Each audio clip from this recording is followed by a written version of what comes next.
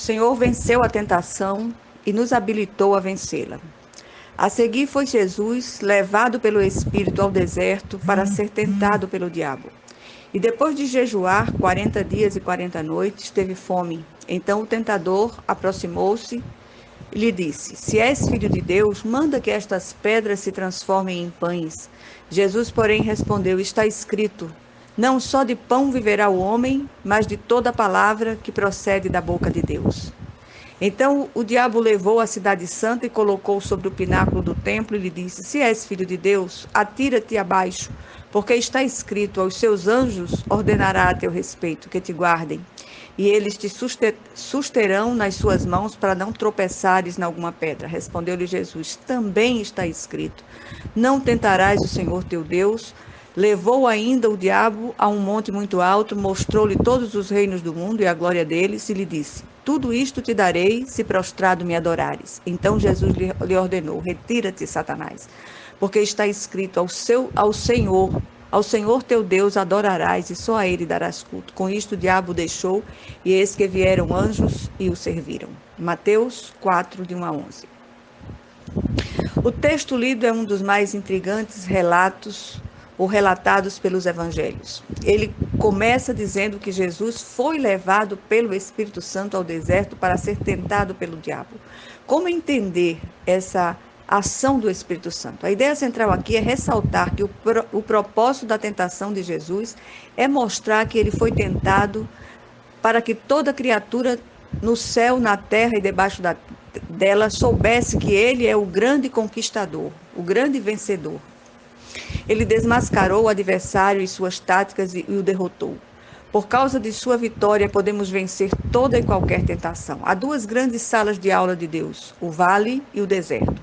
Toda vez que somos levados pelo Espírito Santo para uma delas, já vamos habilitados para sair vencedores ou mais que vencedores.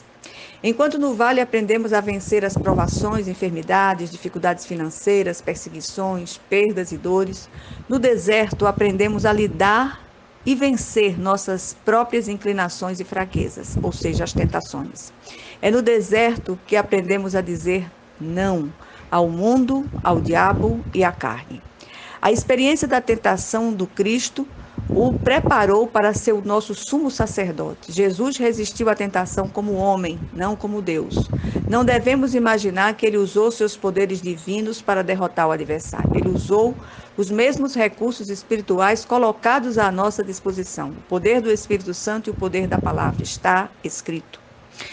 O apóstolo Paulo, falando aos coríntios, ainda nos assegura: não sobreveio a vocês tentação que não fosse comum aos homens. E Deus é fiel, ele não permitirá que vocês sejam tentados além do que podem suportar. Mas quando forem tentados, ele lhes providenciará um escape para que o possam suportar. A tentação envolve a vontade e os desejos, e Jesus veio para fazer a vontade do Pai e deseja que assim o façamos. A tentação de Jesus foi real e teve como alvo o apelo às três áreas distintas da nossa natureza humana. O apelo à satisfação da necessidade da carne, insinuando falta de amor e cuidado de Deus. Apelo ao orgulho e à vaidade, propondo um exibicionismo. E o apelo a fugir do sofrimento, um atalho para o reino. Depois de um jejum de 40 dias e 40 noites, Jesus estava fisicamente debilitado e faminto. Aquele era o momento oportuno de semear dúvidas quanto ao amor e cuidado de Deus, bem como a sua própria filiação. Aliás, o adversário é um oportunista astuto que está sempre à espreita. A segunda tentação é mais sutil. Desta vez, Satanás também usa a palavra como se quisesse dizer: quer dizer que você pretende viver pelas Escrituras? Então vou citar um versículo para ver se você o obedece. Então cita um versículo fora de contexto. Textos bíblicos fora de seus contextos são usados como pretexto para respaldar heresias, sofismas e enganos. O tentador insiste e não desiste nunca. Aliás, ele apenas vai mudando de estratégia, tornando-se mais sutil a cada ataque. Nessa tentação, ele oferece a Jesus um atalho para o reino. A grande sutileza aqui era livrar Jesus do sofrimento da cruz em troca de receber dele a adoração só devida ao Altíssimo.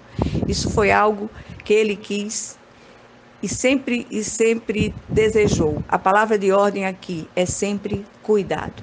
Amém?